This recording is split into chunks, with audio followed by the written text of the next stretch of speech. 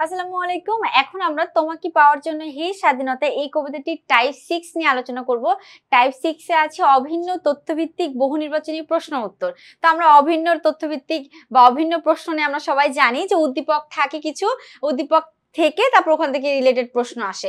তো চলো এই কবিতা থেকে আমাদের কেমন ধরনের উদ্দীপকের প্রশ্ন আসতে পারে সেটা আমরা এক নজরে সুন্দর করে পড়াশোনা করে নিই। টিচার উদ্দীপকটা পড়েই আমরা 57 এবং 58 নম্বর প্রশ্ন উত্তর দিব। চিনতে নাকি সোনার ছেলে ক্ষুদিরামকে চিনতে, রুদ্র শ্বাসে প্রাণ দিল যে মুক্ত বাতাস কিনতে। উদ্দীপকটা বুঝি আগে। হ্যাঁ, ক্ষুদিরামকে চিনতে। ক্ষুদিরাম হচ্ছে আমাদের বাংলারই একজন মানুষ যার পুরা নাম হচ্ছে ক্ষুদিরাম বসু। কে না তাকে চেনে। তিনি বাংলার জন্য বা বাংলারকে স্বাধীনতা আনার জন্য ব্রিটিশদের সঙ্গে অনেক লড়াই করেছে। ব্রিটিশদের সঙ্গে এবং যারা জমিদার ছিলেন তাদের বিপক্ষেও তিনি অনেক কাজ করেছেন। কিন্তু কোন একটা সময় তিনি দুইজন ইংরেজকে মারতে গিয়ে ভুলবশত দুইজন ইংরেজ যারা ব্রিটিশ ছিল সেই ব্রিটিশকে মারতে গিয়ে ভুলবশত দুইজন নারীকে মেরে ফেলে তিনি, যার কারণে তার কিছুদিন পরে তাকে ফাঁসিতে দেওয়া হয়।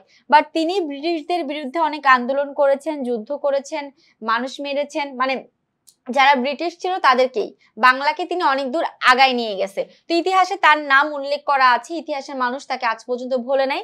তো উদ্দীপকটা তাকে নিয়েই, যে এই ক্ষুদিরাম চিনতে নাকি সোনার ছেলে, তাকে যে উপাধি দেওয়া হয়েছে তিনি বাংলার সোনার ছেলে, তাকে চিনতে আমরা ভুল করি নাই। রুদ্র শ্বাসে প্রাণ দিল যে, রুদ্র শ্বাসে মানে শ্বাস একেবারে আটক করে, তাকে যেহেতু ফাঁসিতে মেরে ফেলা হয়েছে, এখন ফাঁসি কিভাবে দেওয়া হয় আমরা তো জানি, মারা আল্লাহ তাআলা নেয় নাই, জোর করে মানুষ শ্বাস একেবারে রুদ্র করে বা আটক করে যাকে মেরে ফেলা হয়, সেজন্য বলা হচ্ছে রুদ্র শ্বাসে যে প্রাণ দিল মুক্ত বাতাস কিনতে। এখন প্রশ্ন হচ্ছে 97 বা 57 নম্বর প্রশ্ন থেকে কি উদ্দীপকের ক্ষুদিরাম তোমাকে পাওয়ার জন্য হে স্বাধীনতা কবিতায় কাদের প্রতিনিধিত্ব করে, কাদের সঙ্গে মিল পায়। আমাদের এই কবিতার মধ্যে অনেকগুলো ক্যারেক্টার আছে, আমরা একটু দেখবো যে এখান থেকে ক্ষুদিরামের সঙ্গে কার মিল আছে। মুক্তিযোদ্ধাদের মিল আছে, হ্যাঁ অবশ্যই, কারণ তিনিও দেশ স্বাধীনের পিছনে অনেক কাজ করেছেন ক্ষুদিরাম, এবং আমাদের উদ্দীপকে আমাদের কবিতার মধ্যে যারা মুক্তিযোদ্ধা ছিল তারাও কিন্তু অনেক কাজ করেছেন। ঠিক আছে, তারাও কিন্তু মুক্তিযুদ্ধ নিয়ে অনেক কাজ করেছেন এবং দেশকে স্বাধীন করার পিছনে তারা অনেক লড়াই করেছেন। তো এটা হচ্ছে আমাদের কারেক্ট আনসার।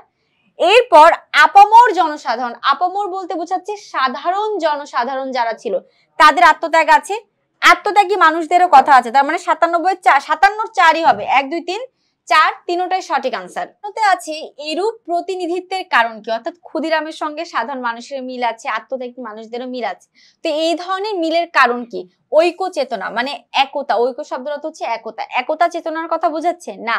স্বজাত্যবোধ, নিজ জাতির প্রতি ভালোবাসা, হ্যাঁ এটাও আসতে পারে, বাট আমরা দেখবো এর থেকে আমাদের সঠিক আনসার আছে কিনা। সাহসিকতা, সাহসিকতা সে অবশ্যই দেখিয়েছেন।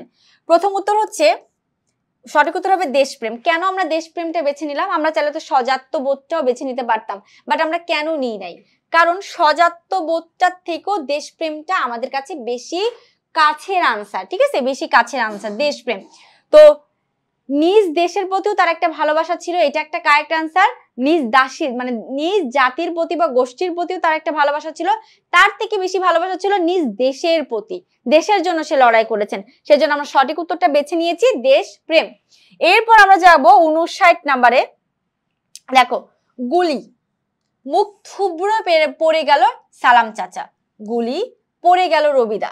এটা হচ্ছে খুব সুন্দর একটা উপন্যাসের দুইটা লাইন নিয়ে আসছে। সেটা হচ্ছে সেলিনা হোসেনের লেখা একটি উপন্যাস কাকতারুয়া। তো সেই উপন্যাসের দুটি কথা নিয়ে আসছে। গুলি গুলি যখনই মারা হয়েছে, ঠিক এই গুলির মুখে পড়ে মারা গেছে সালাম চাচা, তারপর আবার গুলি দেওয়া হয়েছে, সেই গুলিতে পড়ে গেছে রবি দাদা।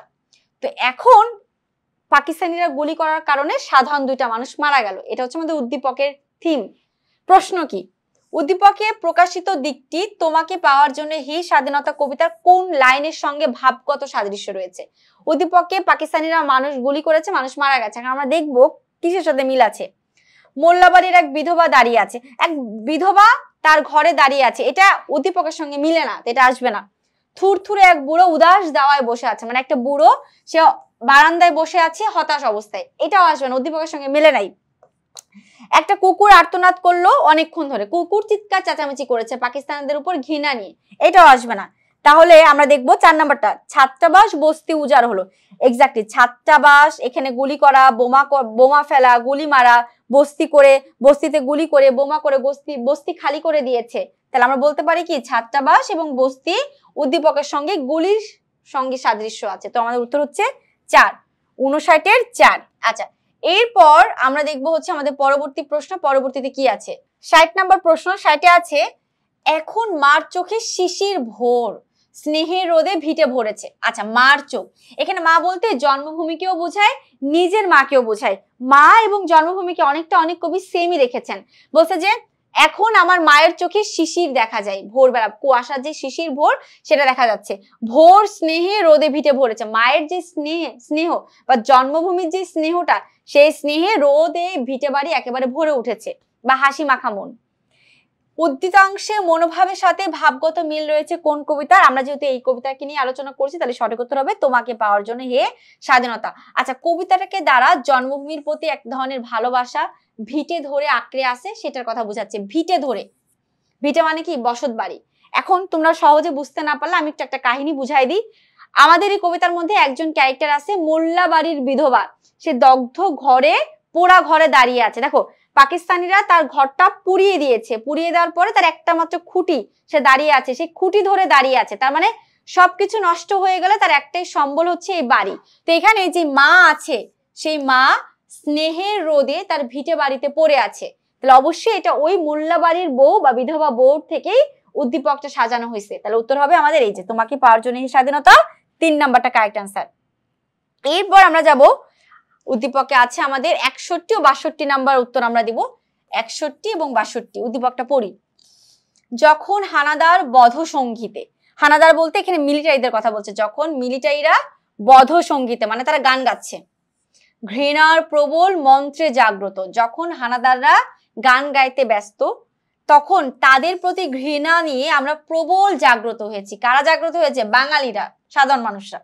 স্বদেশের তরুণ হাতে, স্বদেশের তরুণ বলতে যারা যুদ্ধ করতে সক্ষম, মুক্তিযুদ্ধ করতে যারা, মুক্তিযোদ্ধাদের দেখে তরুণী বলছে।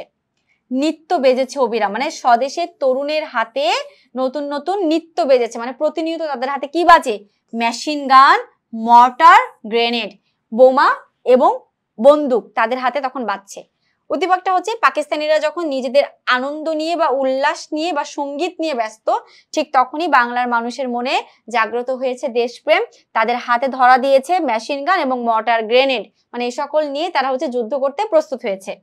এখন আমরা প্রশ্ন দেখব 61 নম্বরে আমাদের কি আছে। উদ্দীপকের তরুণ তোমাকে পাওয়ার জন্য হে স্বাধীনতা কবিতায় কার প্রতিরূপ, মানে কাদের সঙ্গে মিলে? তরুণের সঙ্গে কার মিল আছে? মোল্লাবাড়ির বিধবা, সে কিন্তু যুদ্ধ করে নাই বাট স্বাধীনতা চেয়েছে, তো এটা আসবে না। হরিদাসী, সে কিন্তু যুদ্ধ করে নাই কিন্তু সে তার স্বামী মারা গেছে, এই ধরনের করুণ কথা প্রকাশ আসছে, উদ্দীপকের সঙ্গে এই ক্যারেক্টারও মিলে না।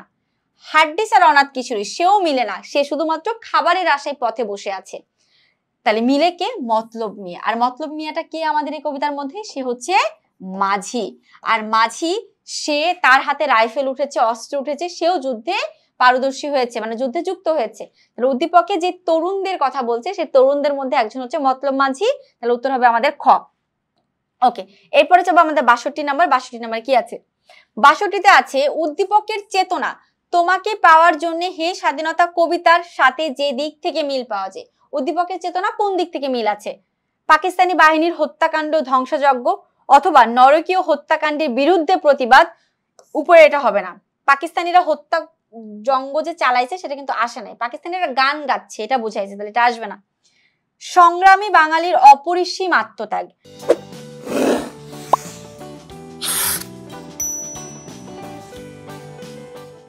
আচ্ছা সংগ্রামী বাঙালি, আমরা যে বাঙালি সেই বাঙালির অপরিসীম আত্মত্যাগ, এটা হতে পারে, বাট আমরা বাকি অপশনগুলো দেখবো। স্বাধীনতার জন্য বাঙালির প্রতিরোধ ও আত্মত্যাগের শাশ্বত চিত্র, শাশ্বত মানে চিরন্তন, ঠিক আছে। দেখো উদ্দীপকে কোনো বাঙালির আত্মত্যাগের কথা বলা হয় না, মানে যারা জীবন দিয়ে দিয়েছে এটা কিন্তু আসে নাই, উদ্দীপকে বলে নাই। আর খ নাম্বার হচ্ছে নরকীয় হত্যাকাণ্ডের বিরুদ্ধে প্রতিবাদ। নরকীয় মানে কি? নরকের মতো মানুষ জ্বালানো, জাহান্নাম তো আমরা বুঝি, এই জাহান্নামের আরেকটা নামই হচ্ছে নরক বা নরকীয়। তো এই নরকীয় বা জাহান্নামে যেরকম আগুন দিয়ে পোড়ানো হবে বা মারা হবে মানুষকে, সেই নরকীয় হত্যাকাণ্ড মানে এটা হচ্ছে পাকিস্তানদের বোঝাচ্ছে। নরকীয় হত্যাকাণ্ডের বিরুদ্ধে প্রতিরোধ করছে কারা? বাঙালিরা। উদ্দীপকে দেখাচ্ছে যারা তরুণ তাদের হাতে রাইফেল উঠেছে, গ্রেনেড উঠেছে, অস্ত্র উঠেছে, তারা কাদের বিরুদ্ধে লড়াই করছে? নরকীয় হত্যাকাণ্ডের বিরুদ্ধে। আমাদের সঠিক উত্তর হচ্ছে 2 নাম্বারটা। কেন আমরা গ নাম্বারটা বেছে নিলাম না? সংগ্রামী বাঙালির অপরিসীম আত্মত্যাগ। উদ্দীপক কি জীবন দেওয়ার কথা আসে নাই, প্রতিরোধ তুলেছে, শুধু রাইফেল তুলেছে, মেশিন গান তুলেছে তাদের হাতে, তারা কিন্তু জীবন এখন পর্যন্ত দেওয়ার কথা আসে নাই। সেজন্য আমরা গ নাম্বারটা বেছে নিলাম না। গ এবং খ অনেকটাই আমাদেরকে খুবই কাছাকাছি উত্তর, তো কিন্তু আমরা সেটাই বেছে নিব যেটা সব থেকে কাছের, এবং আমাদের সব থেকে কাছের হচ্ছে খ। ঠিক এভাবে একটু বুঝে বুঝে আনসার করতে হবে, তাহলে বাংলাতে ভালো নাম্বার পাওয়া যাবে। আর সব থেকে বড় কথা, বাংলাতে ভালো করার জন্য টিপস হচ্ছে পাঠ্য বই। পাঠ্য বইয়ের উপরে কিছু নেই, আমাদের মূল বইটা পড়তে হবে। মূল বইয়ের থেকে আমাদের হচ্ছে বেশি ভালো জানতে হবে, কবিতার লাইন জানতে হবে, প্রবন্ধের ব্যাখ্যার লাইন জানতে হবে। না জানলে কিন্তু আমরা ভালো করে আনসার করতে পারবো না।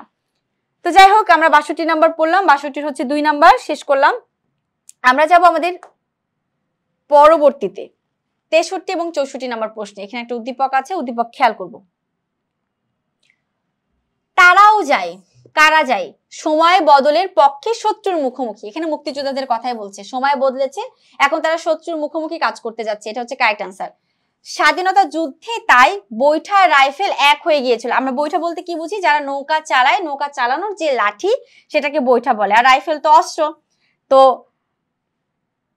নৌকার লাঠি এবং হচ্ছে রাইফেল এক হয়ে গিয়েছিল সিদামের হাতে। তার মানে এটা হচ্ছে উদ্দীপক একজন সিদাম। এখানে সিদাম হচ্ছে একজন মুক্তিযোদ্ধার প্রতিপক্ষ, সে হচ্ছে অর্থ উপার্জনের জন্য নৌকা চালাতো, কিন্তু এখন নৌকা বাদ দিয়ে তার হাতে হচ্ছে রাইফেল, তার মানে সে যুদ্ধে পরিচালিত হয়েছে। এখন আমরা দেখি 63 নাম্বার উত্তর কি হতে পারে। উদ্দীপকের সিদাম তোমাকে পাওয়ার জন্য হে স্বাধীনতা কবিতায় কার প্রতিরূপ? তেজি তরুণ, এটা হচ্ছে আমাদের প্রথম ক্যারেক্টার। তারপরে মতলব মিয়া, সগির আলী, তারপরে আছে রুস্তম শেখ। আমরা এখানে তেজি তরুণকেও নিতে পারি, বাট তেজি তরুণকে আমরা কেন নিব না? কারণ সে হচ্ছে আগে থেকেই মুক্তিযুদ্ধে যুক্ত ছিল, কিন্তু আমাদের উদ্দীপকে বলেছে এমন একজন ব্যক্তি যে কিনা নৌকা চালাতো, এখন তার হাতে রাইফেল। আর আমরা জানি আমাদের কবিতার মধ্যে নৌকা আগে চালাতো কে? মতলব মিয়া। সে ছিল একজন মাঝি, কিন্তু সে রাইফেল হাতে নিয়ে যুদ্ধে পরিচালিত হয়েছে। তো সেক্ষেত্রে 63 উত্তর হচ্ছে 2 নাম্বার। আর রুস্তম শেখ আসবে না, কারণ সে আগেই মারা গেছে। আর সগির আলী ছিল একজন কৃষক। 63 উত্তর হবে আমাদের 2 নাম্বার। এরপর আমরা যাব 64-তে। 64-তে কি আছে? তোমাকে পাওয়ার জন্য হে স্বাধীনতা কবিতার যে বিষয়টি উদ্দীপকে প্রকাশ পেয়েছে তা হলো কোনটা? মহান মুক্তিযুদ্ধে সাধারণ মানুষের সক্রিয় অংশগ্রহণ। এক্স্যাক্টলি, একজন মতলব মিয়া সে একজন মাঝি, সে খুব সাধারণ মানুষ ছিল, সে এখন মুক্তিযুদ্ধে অংশগ্রহণ করেছে দেশকে স্বাধীন করার জন্য। তাহলে আমাদের এই অপশনটা সঠিক। পরবর্তী দেখব, মানবতা বিরোধীদের বিরুদ্ধে মানবিক মূল্যবোধের উৎসারণ। তো এটা আমাদের আসবে না, কারণ যারা ভালো কাজ করেছে তাদের বিরুদ্ধে আমাদের আসলে কোনো যুদ্ধের কথা এখানে ঘোষণা করা হয়নি। তো সেক্ষেত্রে আমাদের 2 নাম্বার আনসার হবে না। 3 নাম্বার হচ্ছে দেশ প্রেমিকরা দেশের সংকটে নিষ্ক্রিয় থাকে না। অর্থাৎ যখন দেখে যে যারা দেশকে ভালোবাসে, যখন তারা দেখে দেশের অবস্থা খুবই খারাপ, তারা হাত পা গুটিয়ে বসে থাকে না। তাহলে সঠিক উত্তর কি হবে? 64-র 1 ও 3 উত্তর 2 নাম্বার। আমরা পরবর্তী প্রশ্ন দেখব, 65 নাম্বার উত্তর দিব এই উদ্দীপকটা পড়ে। আচ্ছা, মুক্তিযোদ্ধা কমান্ডার মকবুল সাহেব 26শে মার্চ বিশ্ববিদ্যালয় অনুষ্ঠানে বললেন, আমরা মুক্তিযুদ্ধের সময় দিনের পর দিন বন্দুক, খাদ্য ও প্রয়োজনীয় দ্রব্যাদি নিয়ে বনে জঙ্গলে কাটিয়েছি। আচ্ছা, আমরা উদ্দীপক দেখি একটা ঘটনা মনে করতে পারছি, সেটা হচ্ছে তেজি তরুণরা যারা হচ্ছে রাইফেল অস্ত্র কাঁধে নিয়ে বনে জঙ্গলে ঘোরাফেরা করতো। ঘোরাফেরা বলতে তারা মুক্তিযুদ্ধের পরিকল্পনা করতো, যাতে করে দেশ স্বাধীন করতে পারে, পৃথিবীতে নতুন একটা জন্ম দিতে পারে দেশকে। তো উদ্দীপকের মকবুল সাহেব তোমাকে পাওয়ার জন্য হে স্বাধীনতা কবিতার যে চরিত্রের প্রতিনিধিত্ব করে। তো জোয়ান কৃষক এখানে আসবে না, সাহসী জেলেও এখানে আসবে না, কারণ সরাসরি জঙ্গলে কাটানোর কথা বলে দিয়েছে। তার মানে জোয়ান কৃষক, সাহসী ছেলে যদিও আমাদের কবিতার মধ্যে কোথাও এই অপশনটার কথা বলা নাই, তার মানে এটা আসবেই না। দক্ষ মাঝিও নাই। সঠিক উত্তর হচ্ছে ক, তেজি তরুণরা যারা হচ্ছে রাইফেল কাঁধে বনে জঙ্গলে ঘুরে বেড়াতো অন্য দেশকে স্বাধীন করার জন্য, মানে আমাদের দেশকে স্বাধীন করার জন্য। আচ্ছা, এবার যাবো আমরা পরবর্তী প্রশ্নে। এই উদ্দীপকটা পড়ে আমরা হচ্ছে 66 ও 67 নাম্বার উত্তর দিব। বাতাসে লাশের গন্ধ ভাসছে, মাটিতে লেগে আছে রক্তের দাগ, নদীতে পানার মতো ভেসে থাকা মানুষের পচা লাশ, মুন্ডহীন বালিকার কুকুরকে খাওয়া বিভৎস শরীর। আচ্ছা, প্রত্যেকটা জিনিস দেখে আমরা বুঝতে পারছি পাকিস্তানদের নিষ্ঠুর অত্যাচার এবং পাশবিক নির্যাতনের কথা বলছে। তারা মানুষ মেরে রেখেছে, মেরে রাখার পরে লাশ এদিক সেদিকে ঘোরাফেরা করছে, লাশ থেকে গন্ধ বেরোচ্ছে, মাটি থেকে রক্তের দাগ মুছতেছে না, সবকিছু মিলে একটা তাদের হত্যা যজ্ঞের কথায় প্রকাশ পেয়েছে। তো আমরা প্রশ্নটা পড়ি। উদ্দীপকে তোমাকে পাওয়ার জন্য হে স্বাধীনতা কবিতার কোন দিকটি ফুটে উঠেছে? এক, স্বাধীনতার জন্য অপেক্ষা। কোনোভাবেই তারা অপেক্ষা করছে না, কারণ অপেক্ষার কথা উদ্দীপকে বলা নাই। মুক্তিযোদ্ধাদের বীরত্ব, মুক্তিযোদ্ধারা যে জয়ী হয়েছেন সেটাও কিন্তু প্রকাশ পায় নাই, তার মানে এটাও আসবে না। নিষ্ঠুর হত্যাযজ্ঞ, এটাই কিন্তু আসল উত্তর। যদিও আমাদের পরবর্তীটাও কাছাকাছি মনে হচ্ছে, ধ্বংসাত্মক কর্মকাণ্ড, বাট এভাবে আমাদের আসবে না। আমি বারবার বলি, এখনো বলছি, একটা এমসিকিউতে আমাদের দুইটা আনসার সঠিক হতে পারে, বাট আমরা সেটাই বেছে নিব যেটা সব থেকে কাছের। আমরা সেটাই বেছে নিব যেটা সব থেকে কাছের। তো নিষ্ঠুর হত্যাযজ্ঞ এটাই হচ্ছে আমাদের সব থেকে কাছের, মানে কাছের আনসার। তাহলে উত্তর হবে 66, 3 নাম্বার। ঠিক আছে, এর পরবর্তী দেখবো আমরা 67। কবিতার কোন চরণগুলো উদ্দীপকের মূল ভাব নির্দেশ করে? আচ্ছা, কবিতার কোন চরণগুলো উদ্দীপকের মূল ভাব নির্দেশ করে? খেয়াল করি। শীতের সিঁদুর মুছে গেল হরিদাসীর, অবুঝ শিশু হামাগুড়ি দিল পিতামাতার লাশের উপর, হাড্ডি ছাড়া অনাথ কিশোরী শূন্য থালা হাতে বসে আছে। দেখো, উদ্দীপকে পাকিস্তানিরা যে বাঙালিদেরকে মেরেছেন সেটার রূপটাই কিন্তু আমরা প্রকাশ করব। যেমন শীতের সিঁদুর, এখানে হরিদাসীর স্বামী মারা গেছে, তার মানে পাকিস্তানিরা তাকে মেরে ফেলেছে, এটা আমাদের কারেক্ট অ্যান্সার হবে। অবুঝ শিশু হামাগুড়ি দিল পিতামাতার লাশের উপর, বাচ্চার বাবা মাকে মেরে ফেলেছে, তো এটাও আমাদের কারেক্ট অ্যান্সার হবে। অনাথ একজন কিশোরী, সে শূন্য থালা নিয়ে বসে আছে, তাকে কি কেউ মারলো নাকি মারলো না সে কথা কিন্তু এখানে প্রকাশ পায়নি, শুধুমাত্র প্রকাশ পেয়েছে সে শূন্য থালা হাতে নিয়ে বসে আছে, তো এটা আমাদের উত্তর হবে না। তাহলে 67 কি হবে? 1 ও 2। যেহেতু নিষ্ঠুর আচরণ বা পাশবিক নির্যাতনের কথা বলা হয়েছে, সেখানে 1 ও 2 কারেক্ট অ্যান্সার হবে। এরপর আমরা দেখবো হচ্ছে আমাদের 68 নাম্বার প্রশ্ন। 68-তে কি আছে দেখবো। 68-তে আছে, এক নদী রক্ত পেরিয়ে বাংলার আকাশে রক্তিম সূর্য আনলে যারা। রক্তিম মানে কি? রক্তাক্ত সূর্য যারা আনলো। আবার বলি, এক নদী রক্ত পেরিয়ে বাংলার আকাশে যারা রক্তাক্ত সূর্য মানে জ্বলন্ত সূর্য যারা আনলো, তোমাদের এই ঋণ কোনোদিন শোধ হবে না। এখানে কিন্তু মুক্তিযোদ্ধাদের কথাই বলেছে, পাকিস্তানিদের বের করে যারা দেশটাকে স্বাধীন করে নিয়ে আসছে। নিচের কোন কবিতার উদ্দীপকের উল্লেখিত মনোভাবের সাদৃশ্য রয়েছে? তোমাকে পাওয়ার জন্য হে স্বাধীনতা, বাকিগুলো আমি দেখবই না, কারণ কি বাকিগুলো আমার সিলেবাসেই নাই।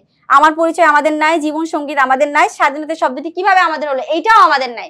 তাহলে কি তোমাকে পাওয়ার জন্য হে স্বাধীনতা এটা আমাদের আছে, আর উদ্দীপকে যারা স্বাধীনতা নিয়ে আসছে তাদের এই বক্তব্য এখানে ফুটে এসেছে। তো এই ছিল হচ্ছে আমাদের অভিন্ন তথ্যভিত্তিক বহু নির্বাচনী প্রশ্ন উত্তর এই কবিতার অংশ থেকে।